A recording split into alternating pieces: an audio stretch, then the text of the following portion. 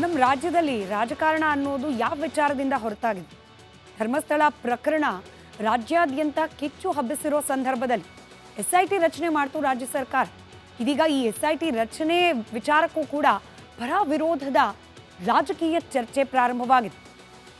BJP ಸಿದ್ದರಾಮಯ್ಯನವರ ನಡೆಯನ್ನ ವಿರೋಧಿಸ್ತಾ ಇದೆ.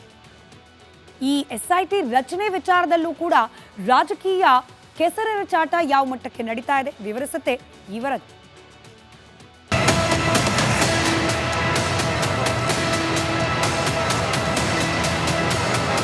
ಧರ್ಮಸ್ಥಳದಲ್ಲಿ ಯಾವುದೇ ತಪ್ಪು ನಡೆದಿಲ್ಲ ಅಂತ ಮಾಜಿ ಮುಖ್ಯಮಂತ್ರಿ BS ಯಡಿಯೂರಪ್ಪ ಹೇಳಿದ್ದಾರೆ.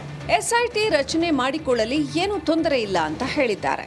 ಧರ್ಮಸ್ಥಳ ಕೇಸ್ಗಳಿಗೆಲ್ಲ SIT ಮಾಡಿದ್ದಾರೆ ಸರ್. ಮಾಡ್ಕೊಳ್ಳಿ ಅಂತ ತೊಂದರೆ ಇಲ್ಲ, ಯಾವುದೇ ತಪ್ಪಾಗಿಲ್ಲ. ಅವರೇನು ತನಿಖೆ ಮಾಡಬೇಕು ಮಾಡ್ಕೊಂತಾರೆ, ಅದಕ್ಕೇನು ಸಮಸ್ಯೆ. ಸರ್ಕಾರದ ವೈಫಲ್ಯ ಕುರಿತಾದ ಗಮನ ಬೇರೆಡೆ ಸೆಳೆಯಲು SIT ರಚಿಸಲಾಗಿದೆ.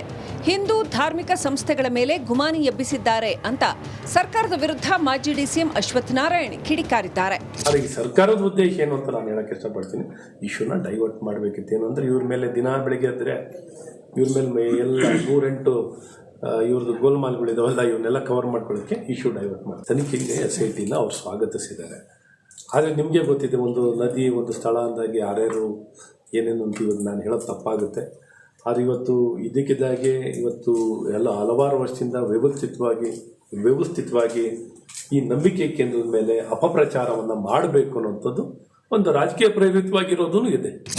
ಶವ ಹೂತಿಟ್ಟ ಕೇಸ್ನಲ್ಲಿ ಹಿಂದೂಗಳ ಭಾವನೆಗಳಿಗೆ ಧಕ್ಕೆ ತರಲು ಯತ್ನಿಸಲಾಗ್ತಿದೆ. ದಿನನಿತ್ಯ ಮಂಜುನಾಥ ಧರ್ಮಸ್ಥಳ ಅಂತ ಅಪಪ್ರಚಾರ ಮಾಡುವುದು ಸರಿಯಲ್ಲ. ಕಮ್ಯುನಿಸ್ಟರ ಬಗ್ಗೆ ಸರ್ಕಾರಕ್ಕೆ ಮುತುವರ್ಜಿ ಯಾಕೆ ಅಂತ ವಿರೋಧ ಪಕ್ಷದ ನಾಯಕ R ಅಶೋಕ್ ಪ್ರಶ್ನಿಸಿದ್ದಾರೆ.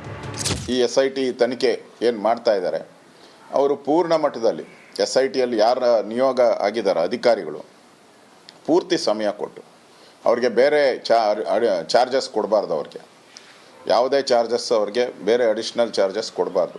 ಪೂರ್ಣ ಮಟ್ಟದಲ್ಲಿ ಫುಲ್ ಟೈಮ್ SITಯ ಪೊಲೀಸ್ ತಂಡ ಈ ತನಿಖೆಯನ್ನು ಮಾಡಬೇಕು, ಸಾಕ್ಷ್ಯಾಧಾರಗಳನ್ನು ಹುಡುಕಬೇಕು, ತಪ್ಪಿತಸ್ಥರು ಯಾರಿದ್ದಾರೋ ಅವ್ರ ಮೇಲೆ ಕ್ರಮ ಆಗಬೇಕು. ಬಿಜೆಪಿಯವರೇ ಏನ್ ಮಾಡಬೇಕು ಅಂತ ಹೇಳಲಿ, ತನಿಖೆ ನಡೆದ್ರೆ ಸತ್ಯ ಹೊರ ಬಂದೇ ಬರುತ್ತೆ ಅಂತ ಉಪಮುಖ್ಯಮಂತ್ರಿ DK ಶಿವಕುಮಾರ್ ಹೇಳಿದ್ರು. ಈಗ ಬಿಜೆಪಿಯವರು ಏನು ಮಾಡಬೇಕು ಅಂತ ಹೇಳಿ, ಫಸ್ಟು ಬಿಜೆಪಿಯವರು ಹೆಂಗ್ ನಡ್ಕೋಬೇಕು ಅಂತ ಹೇಳಿ ಹಂಗೆ ನಡ್ಕೊಳ್ಳೋಣ. ಧರ್ಮ ರಾಜಕೀಯ ಅಂತ ನಡೆಯುತ್ತಂತ ಆ ರೀತಿಯಲ್ಲಿ ಕೂಡ ಒಂದಷ್ಟು ಚರ್ಚೆಗಳು ಧರ್ಮದ ರಾಜಕಾರಣ ಅನ್ನುವಂಥದ್ದು ಕೂಡ ಇದರಲ್ಲಿ ನನಗೆ ನಿಮ್ಮ ಭಾಷೆನೂ ಅರ್ಥ ಆಗ್ತಾ ಇಲ್ಲ, ಬಿಜೆಪಿಯವ್ರ ಭಾಷೆನೂ ನಂಗೆ ಅರ್ಥ ಆಗ್ತಾ ಇಲ್ಲ. ನನಗೆ ಭಾಷೆ ಯಾರೋ ಹೋಗಿ ಒಂದು ಕೋರ್ಟಲ್ಲಿ ಏನೋ ಒಂದು ಸ್ಟೇಟ್ಮೆಂಟು ಒಂದು 15 ವರ್ಷ ಆದಮೇಲೆ ಕೊಟ್ಟಿದ್ದಾನೆ ಅನ್ನೋದು ನನಗೊಂದು ಗೊತ್ತಿದೆ. ಅದ್ರ ಮೇಲೆ ಸತ್ಯ ಅಸತ್ಯವನ್ನು ತಿಳ್ಕೊಳ್ಳಿಕ್ಕೆ ಸರ್ಕಾರ ಒಂದು ಮಾಡಿದೆ. SIT ತನಿಖೆಯಿಂದ ಸತ್ಯಾಂಶ ಹೊರಬರಲಿ, ತನಿಖೆ ಆಗುವ ಮೊದಲೇ ತೀರ್ಪು ಕೊಡೋದು ಬೇಡ ಅಂತ ವಿಧಾನಸಭಾ ಸ್ಪೀಕರ್ UT ಖಾದರ್ ಹೇಳಿದ್ದಾರೆ. SIT ತನಿಖೆ ಆಗಿದೆ, ತನಿಖೆ ಪ್ರಾರಂಭ ಮಾಡ್ತಾರೆ. ಸಮರ್ಪಕವಾಗಿ ತನಿಖೆ ಆಗ್ಲಿಕ್ಕೆ ಏನೆಲ್ಲ ಸಹಕಾರ ಬೇಕು, ಎಲ್ಲ ರೀತಿಯ ಸಹಕಾರ ಕೊಡಿ. ಅದರಿಂದ ಸತ್ಯಾಂಶ ಹೊರಗೆ ಬರಲಿ. ಯಾರೇ ತಪ್ಪಿಸಿದ್ರು ಕೂಡ ಅದು ಕಾನೂನು ಪ್ರಕಾರ SIT ತಗೊಂಡು ಕ್ರಮ ಆಗ್ತದೆ. ಸರ್ಕಾರ ಯಾರ ಮೇಲೂ ಬೊಟ್ಟು ಮಾಡಿಲ್ಲ, ತೋರಿಸಿಲ್ಲ. SIT ತನಿಖೆಗೂ ಮೊದಲೇ ಏನೇನೋ ಹೇಳೋದು ಸರಿಯಲ್ಲ ಅಂತ ಕೈಗಾರಿಕಾ ಸಚಿವ MB ಪಾಟೀಲ್ ಹೇಳಿದ್ದಾರೆ. ಸತ್ಯಾಸತ್ಯ ಅದೇನಿದೆ ಎಂಥದ್ದಿದೆ ಅದು ಯಾರಿಗೂ ಕೂಡ ಗೊತ್ತಿಲ್ಲ. ಇನ್ವೆಸ್ಟಿಗೇಷನ್ ಆದಮೇಲೆ ಸತ್ಯ ಪರಿಸ್ಥಿತಿ ಗೊತ್ತಾಗೋದು. ಅಥವಾ ನಮ್ಮ ಸರ್ಕಾರ ಆಗಲಿ ನಾವಾಗಲಿ ಯಾರೇ ಆಗಲಿ ಒಂದು ದಿವಸ ಯಾರ ಮೇಲೂ ಕೂಡ ಕೊಟ್ಟು ಮಾಡಿ ತೋರಿಸ್ತಿಲ್ಲ. ಹೀಗಾಗಿ ಇವ್ರು ಯಾಕೆ ಅದನ್ನು ಒಯ್ದು ಮಂಜುನಾಥ್ಗೆ ಹಚ್ಚುವಂಥ ಕೆಲಸ ಮಾಡ್ತಾರೆ?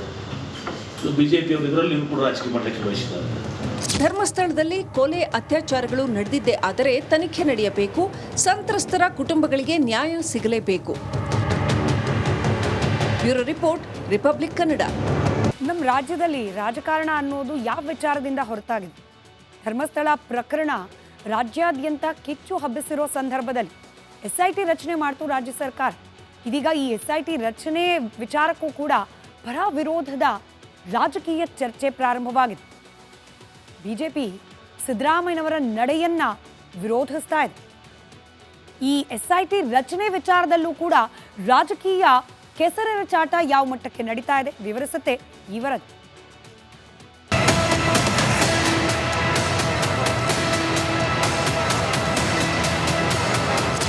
ಧರ್ಮಸ್ಥಳದಲ್ಲಿ ಯಾವುದೇ ತಪ್ಪು ನಡೆದಿಲ್ಲ ಅಂತ ಮಾಜಿ ಮುಖ್ಯಮಂತ್ರಿ ಬಿಎಸ್ ಯಡಿಯೂರಪ್ಪ ಹೇಳಿದ್ದಾರೆ. ಎಸ್ಐಟಿ ರಚನೆ ಮಾಡಿಕೊಳ್ಳಲಿ ಏನೂ ತೊಂದರೆ ಇಲ್ಲ ಅಂತ ಹೇಳಿದ್ದಾರೆ. ಧರ್ಮಸ್ಥಳ ಕೇಸ್ಗಳಿಗೆಲ್ಲ SIT ಮಾಡಿದ್ದಾರೆ ಸರ್. ಮಾಡ್ಕೊಳ್ಳಿ ಅಂತ ತೊಂದರೆ ಇಲ್ಲ, ಯಾವುದೇ ತಪ್ಪಾಗಿಲ್ಲ.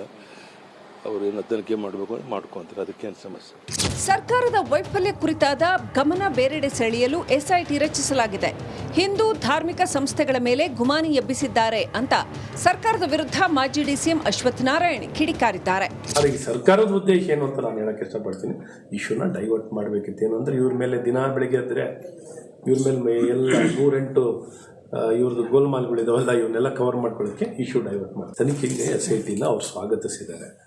ಆದರೆ ನಿಮಗೆ ಗೊತ್ತಿದೆ, ಒಂದು ನದಿ ಒಂದು ಸ್ಥಳ ಅಂದಾಗ ಯಾರ್ಯಾರು ಏನೇನು ಅಂತ ಇವತ್ತು ನಾನು ಹೇಳೋದು ತಪ್ಪಾಗುತ್ತೆ.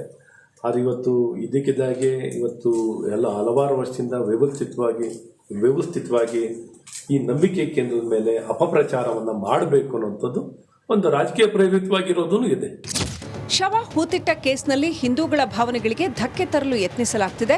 ದಿನನಿತ್ಯ ಮಂಜುನಾಥ ಧರ್ಮಸ್ಥಳ ಅಂತ ಅಪಪ್ರಚಾರ ಮಾಡುವುದು ಸರಿಯಲ್ಲ. ಕಮ್ಯುನಿಸ್ಟರ ಬಗ್ಗೆ ಸರ್ಕಾರಕ್ಕೆ ಮುತುವರ್ಜಿ ಯಾಕೆ ಅಂತ ವಿರೋಧ ಪಕ್ಷದ ನಾಯಕ ಆರ್ ಅಶೋಕ್ ಪ್ರಶ್ನಿಸಿದ್ದಾರೆ. ಈ SIT ತನಿಖೆ ಏನು ಮಾಡ್ತಾ ಇದ್ದಾರೆ, ಅವರು ಪೂರ್ಣ ಮಟ್ಟದಲ್ಲಿ SITಯಲ್ಲಿ ಯಾರ ನಿಯೋಗ ಆಗಿದ್ದಾರೆ ಅಧಿಕಾರಿಗಳು ಪೂರ್ತಿ ಸಮಯ ಕೊಟ್ಟು ಅವ್ರಿಗೆ ಬೇರೆ ಚಾರ್ಜಸ್ ಕೊಡಬಾರ್ದು. ಅವ್ರಿಗೆ ಯಾವುದೇ ಚಾರ್ಜಸ್, ಅವ್ರಿಗೆ ಬೇರೆ ಅಡಿಷ್ನಲ್ ಚಾರ್ಜಸ್ ಕೊಡಬಾರ್ದು. ಪೂರ್ಣ ಮಟ್ಟದಲ್ಲಿ ಫುಲ್ ಟೈಮ್ SITಯ ಪೊಲೀಸ್ ತಂಡ ಈ ತನಿಖೆಯನ್ನು ಮಾಡಬೇಕು, ಸಾಕ್ಷ್ಯಾಧಾರಗಳನ್ನು ಹುಡುಕಬೇಕು, ತಪ್ಪಿತಸ್ಥರು ಯಾರಿದ್ದಾರೋ ಅವ್ರ ಮೇಲೆ ಕ್ರಮ ಆಗಬೇಕು. ಬಿಜೆಪಿಯವರೇ ಏನ್ ಮಾಡಬೇಕು ಅಂತ ಹೇಳಲಿ, ತನಿಖೆ ನಡೆದ್ರೆ ಸತ್ಯ ಹೊರ ಬಂದೇ ಬರುತ್ತೆ ಅಂತ ಉಪಮುಖ್ಯಮಂತ್ರಿ DK ಶಿವಕುಮಾರ್ ಹೇಳಿದ್ರು. ಈಗ BJPಯವರು ಏನು ಮಾಡಬೇಕು ಅಂತ ಹೇಳಿ, ಫಸ್ಟು BJPಯವರು ಹೆಂಗೆ ನಡ್ಕೋಬೇಕು ಅಂತ ಹೇಳಿ, ಹಂಗೆ ನಡ್ಕೊಳ್ಳೋಣ. ಧರ್ಮ ರಾಜಕೀಯ ಅಂತ ನಡೆಯುತ್ತಂತ ಆ ರೀತಿಯಲ್ಲಿ ಕೂಡ ಒಂದಷ್ಟು ಚರ್ಚೆಗಳಾಗಿದೆ. ಧರ್ಮದ ರಾಜಕಾರಣ ಅನ್ನುವಂಥದ್ದು ಕೂಡ ಇದರಲ್ಲಿ ನನಗೆ ನಿಮ್ಮ ಭಾಷೆನೂ ಅರ್ಥ ಆಗ್ತಾ ಇಲ್ಲ, BJPಯವ್ರ ಭಾಷೆನೂ ನಂಗೆ ಅರ್ಥ ಆಗ್ತಾ ಇಲ್ಲ. ನನಗೆ ಭಾಷೆ ಯಾರೋ ಹೋಗಿ ಒಂದು ಕೋರ್ಟಲ್ಲಿ ಏನೋ ಒಂದು ಸ್ಟೇಟ್ಮೆಂಟು ಒಂದು 15 ವರ್ಷ ಆದಮೇಲೆ ಕೊಟ್ಟಿದ್ದಾನೆ ಅನ್ನೋದು ನನಗೊಂದು ಗೊತ್ತಿದೆ. ಅದ್ರ ಮೇಲೆ ಸತ್ಯ ಅಸತ್ಯನ ತಿಳ್ಕೊಳ್ಳಿಕ್ಕೆ ಸರ್ಕಾರ ಒಂದು ಮಾಡಿದೆ.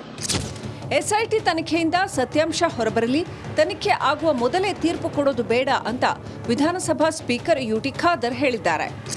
SIT ತನಿಖೆ ಆಗಿದೆ, ತನಿಖೆ ಪ್ರಾರಂಭ ಮಾಡ್ತಾರೆ. ಸಮರ್ಪಕವಾಗಿ ತನಿಖೆ ಆಗ್ಲಿಕ್ಕೆ ಏನೆಲ್ಲ ಸಹಕಾರ ಬೇಕು, ಎಲ್ಲ ರೀತಿಯ ಸಹಕಾರ ಕೊಡಿ. ಅದರಿಂದ ಸತ್ಯಾಂಶ ಹೊರಗೆ ಬರಲಿ. ಯಾರೇ ತಪ್ಪಿಸಿದ್ರು ಕೂಡ ಅದು ಕಾನೂನು ಪ್ರಕಾರ SIT ತಗೊಂಡು ಕ್ರಮ ಆಗ್ತದೆ. ಸರ್ಕಾರ ಯಾರ ಮೇಲೂ ಬೊಟ್ಟು ಮಾಡಿಲ್ಲ, ತೋರಿಸಿಲ್ಲ. SIT ತನಿಖೆಗೂ ಮೊದಲೇ ಏನೇನೋ ಹೇಳೋದು ಸರಿಯಲ್ಲ ಅಂತ ಕೈಗಾರಿಕಾ ಸಚಿವ MB ಪಾಟೀಲ್ ಹೇಳಿದ್ದಾರೆ. ಸತ್ಯಾಸತ್ಯ ಏನಿದೆ ಎಂಥದ್ದಿದೆ ಅದು ಕೂಡ ಗೊತ್ತಿಲ್ಲ. ಇನ್ವೆಸ್ಟಿಗೇಷನ್ ಆದಮೇಲೆ ಸತ್ಯ ಪರಿಸ್ಥಿತಿ ಗೊತ್ತಾಗಿದೆ.